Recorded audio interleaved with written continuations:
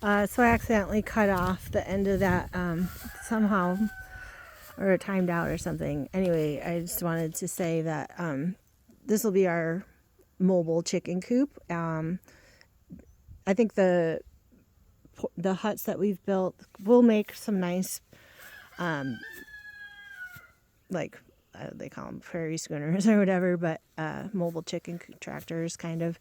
But this works really well too. And this has got a door on the front here, so I want to put their roosts in like this, and then I'll be able to just open this door out and shovel out underneath their roofs, which is where most of their poop accumulates when they sleep at night.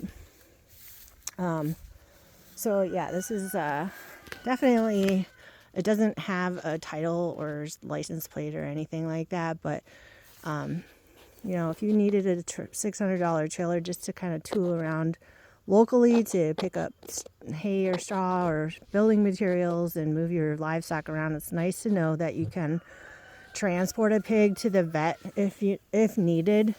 If something ever happened to one of these guys, I would want to be able to take them into the vet. We have a great country veterinarian who lives just like 5 minutes away from us.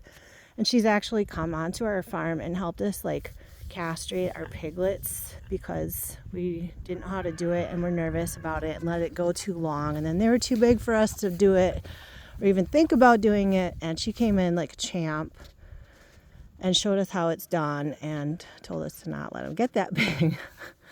But we did let some other ones get that big, and she had to come back, and she was more than gracious and charged us hardly anything. That we ended up giving her extra money because it was so ridiculously inexpensive.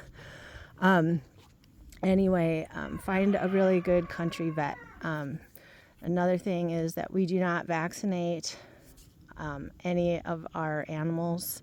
They will never know a needle unless there was some sort of an emergency that required medical attention. But prophylactic medicines are not happening on this farm. I'm going to pause this and then I'll bring you to the little IPPs in just a moment.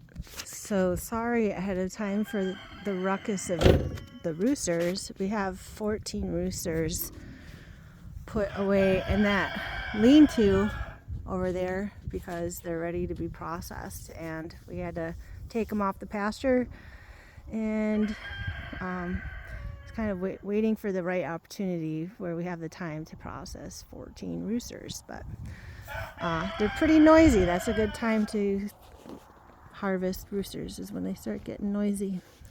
Anyway, these are our little IPPs. They are darling little pigs. And we had 5 litters of IPPs on pasture last September, all 5 litters born in the month of September. And that was kind of an accident. We didn't take the brother out from the group of 5 sisters. And this was the result of that. All 5 sisters ended up getting bred by their brother because we didn't take him out and separate him from them in time. So in pig world, it's not uncommon for that to happen. It was our bad. It was preventable. A big learning lesson because we were certainly not expecting to breed a bunch of IPPs because we had already made up our mind to kind of that we wanted to just kind of get back to just Tamworths. But then this happened, and they're really a lot gentler on the pasture. If you know anything about the IPP breed, their noses are slightly upturned, so they don't root around as much. So they are easier on, like, they don't lift the crowns of the clumps of grass and stuff like that. They are hairy, which I like. That helps with sunburn and with weather, inclement weather. These guys do like to sleep under one roof, especially like last night it was dewy, so all of them were under that one roof. We had just moved them, And so their other huts hadn't gotten moved in from a couple of days ago. So they've managed to fit all, I think there's 22 of them in this group, all under that one 6x8 hut. And then there's some more over there. There's 4 more of these little guys from their litters. And then there's 3 bigger kids they were born on pasture a year ago. They were part of our first litter that was born on pasture. We've since processed the sow from the original group of those guys over there. And these guys is parents, mom and dad. So their grandma, Madge, and she was, I think she was 425 pounds live weight, and her meat was absolutely incredible. Some of the best looking meat our processors said have ever come through there. The Boston butt of this IPP, they said, was the best looking Boston butt they've ever seen.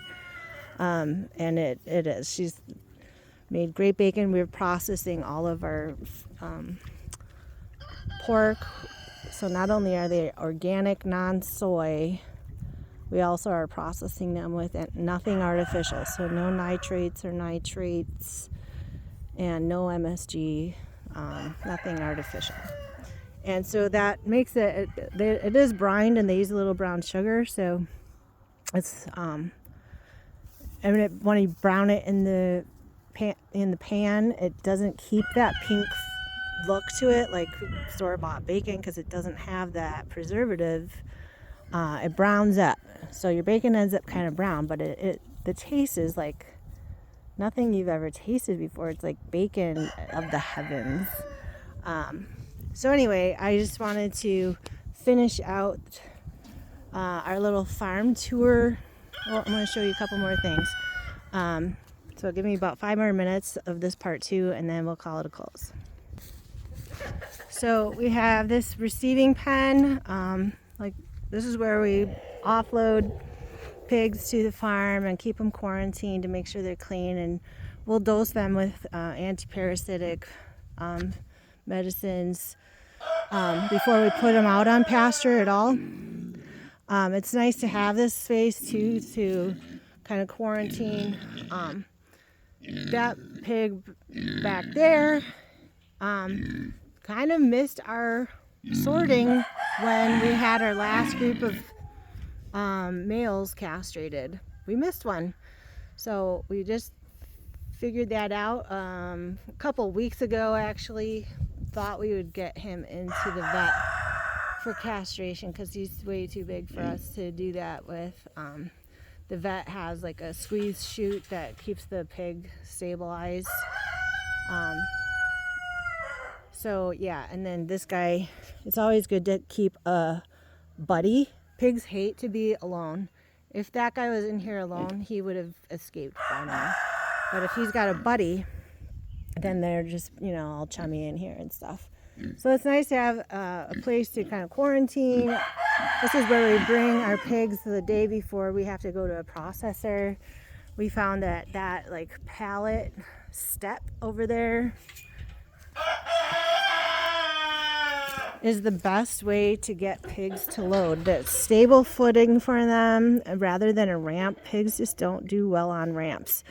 And they tend to like fall off the sides, and then they get scared of them and they won't get on the trailer. But this step is really nice to kind of ease them up onto the trailer. They leave them like this gate open to the trailer overnight so they can go in and out.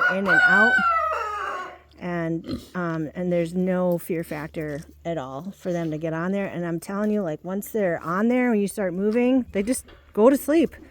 So it's not stressful for them at all. We would like to do farm kills, but for USDA processing, they have to go to an inspected facility for inspection. And I was a little worried about that, but we've got a great processor. He's got a very humane touch, and make sure they have plenty of water. They're not stressed out in his waiting pen in the lease. They're very comfortable, so our animals are, I'm sure of it, like pretty stress-free up till the very last second. So a couple more things. Here we go. So we have an assortment of, you know, keep everything. Things that get bent are in a pile to be unbent on a rainy day. Lots of extra. We have a lot of poly wire that we don't use a lot of yet, but there's some applications that I'm going to save for another video for rotational paddock. I'll be putting a video up of that in a little bit. Hello, Inga.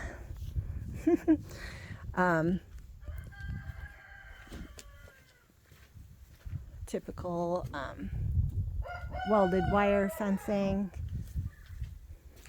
side by sides down. It's a good thing to keep extra barrels around. If you can find them used and clean from food-based, food grade contents, they clean up really easily. You can get them for less than half of what they cost new. But these, there's one more barrel, I think 3 more barrels somewhere around here, and we can fit over a ton of feed amongst all 10 barrels. So the Mongolitsas, we like to feed them not only no soy but no corn before they're harvested, because the corn can like yellow their fat and it just doesn't taste as clean and pure and sweet as if they don't have corn in their diet before they're harvested. So that's what we use those barrels for. We do have a 2-ton feed trailer we got from Harry. This has been really nice. As we look to our non-GMO feed supplier, I think we might actually save quite a bit of money by being able to go to the facility and picking up our feed ourselves, because they're like 55 minutes away and they charge, I forget what it is, but it'd be a lot for delivery every 2 weeks.